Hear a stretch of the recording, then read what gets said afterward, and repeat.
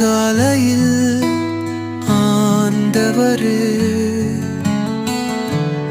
அன்பின் பாதம் சரணடைந்தேன்.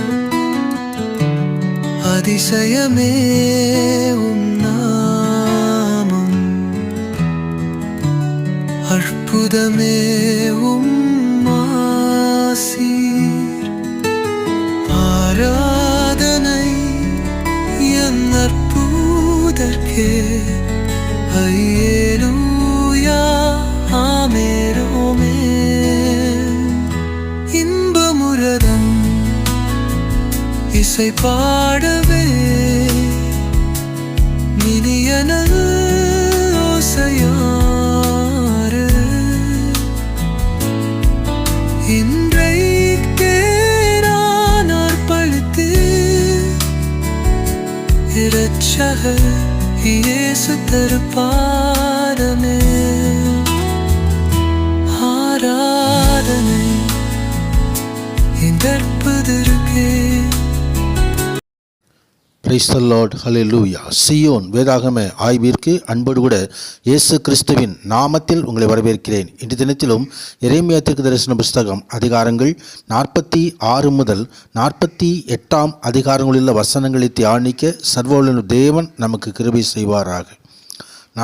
இந்த அதிகாரங்களிலே அந்நிய தேசங்களுக்கு விரோதமாய் வரவிருக்கும் நியாய தீர்ப்பை குறித்து தீர்க்கதரிசனங்கள் கொடுக்கப்பட்டிருக்கிறது. எரேமியா யூதாவின் தீர்க்கதரிசி மாத்திரமல்ல, ஜாதிகளின் தீர்க்கதரிசியாக அவர் நியமிக்கப்பட்டார் என்பதை இந்த எரேமியா 1 அதிகாரம் 5வது வசனத்திலே நாம் பார்க்க முடியும். அவர் சகல ஜாதிகளுக்கும் தீர்க்கதரிசனம் சொல்லுகிறவர்.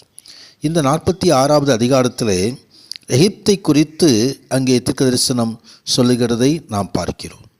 எகிப்து ஒரு காலத்திலே பார்வோனால் ஆண்ட வல்லரசாக இருந்தது. ஆனால் அந்த எகிப்திற்கு ஒரு முடிவு அங்கே நியமிக்கப்பட்டிருந்தது. எருசலேமுக்கு 300 மைல்கள் வடக்கேயுள்ள சீரியாவில் இருக்கும் கார்கெமிஸில் கிமு 605 பாபிலோனியர்கள் எகிப்தியர்களை தோற்கடித்தார்கள். அக்காலத்திலே இவ்வுலகத்திலே மிக சிறந்த வல்லமையான நாடாய் பாபிலோன் மாறியிருந்தது.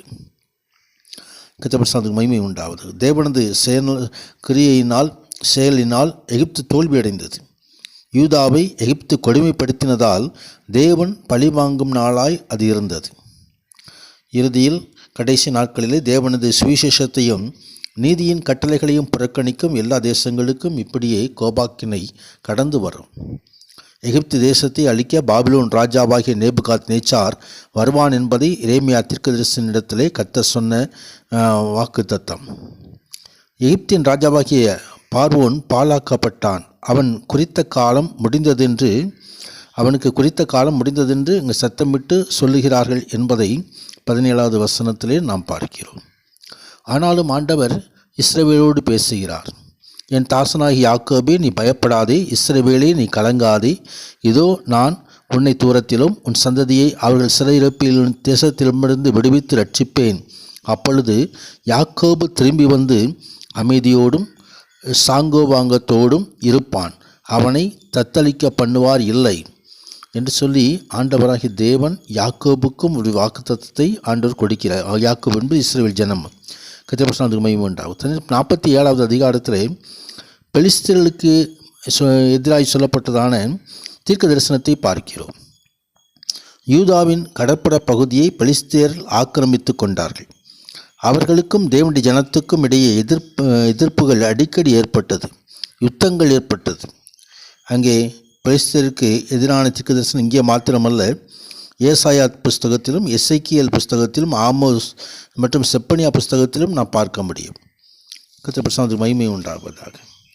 ஆம், பெலிஸ்தியரையெல்லாம் பாழாக்கவும் தீருவுக்கும் சீதோனுக்கும் மீதியான சகாயரையெல்லாம் சங்காரம் பண்ணவும் வருகிற நாளிலே இப்படி ஆகும். கர்த்தர் என்னும் கடற்கரையான தேசத்தாரில் மீதியாகிய பெலிஸ்தியரையும் கர்த்தர் பாழாக்குவார். காத்சா மொட்டையடிக்கப்படும். அவர்களுடைய பள்ளத்தாக்கிலே மீதியாகிய அஸ்கலோன் சங்காரமாகும். நீ எந்த மட்டும்தான் உன்னை கீறிக்கொள்ளுவாய் என்று சொல்லி இங்கே ஆண்டவர் ஒரு எச்சரிப்பை தருகிறதை குறித்து நாம் பார்க்கிறோம். தொடர்ந்து 48வது அதிகாரத்திலே மோவாபுக்கு விரோதமான தீர்க்க தரிசனங்கள் கடந்து வருகிறதை குறித்து பார்க்கிறோம். சவக்கடலின் கிழக்கு கரையோரமாக மோவாப் தேசம் இருந்தது. ஆபிரகாமின் சகோதரன் மகனாகிய லோத்தின் சந்ததிதான் அந்த மோவாபியர். அவர்கள் அடிக்கடி இஸ்ரவேலுக்கு விரோதமாய் அங்கே யுத்தம் செய்யும்படியாக கடந்து வந்தார்கள். பாலஸ்தீனத்தை நேபுகாத் நேச்சார் படையெடுப்பின் பின் மோவாபிய படைகள் யூதாவின் சில பகுதிகளை எதிர்த்து வந்தன. அங்கே பலவிதமான யுத்தங்களிலே தோற்கடிக்கப்படும் பல மோவாபிய நகரங்களை எரேமியாவால் சுட்டி காட்ட முடிந்தது. பாபிலோனியர்களால் அவைகள் பிடிக்கப்பட்டு ஒரு தேசம் என்ற நிலையில் இல்லாதபடி ஆகிவிட்டது. மோவாபுக்கு எதிரான மற்ற தீர்க்க தரிசனங்கள் ஏசாயா, எரேமியா, எசேக்கியேல், ஆமோஸ், செப்பனியா ஆகிய பகுதியிலும் கொடுக்கப்பட்டிருக்கிறது.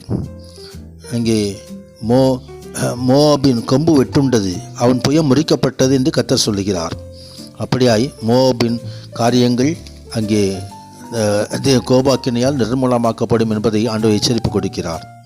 தர்மையான நாளிலும் தியானிக்கிறது நம்ம வாழ்க்கையிலும் கடைசி நாட்களிலே காணப்படுகிற நம்ம வாழ்க்கையிலும் சர்வவல்லவர் எத்தனையோ எச்சரிப்புகளை தீர்க்க தரிசனமாய் தந்திருக்கிறார்.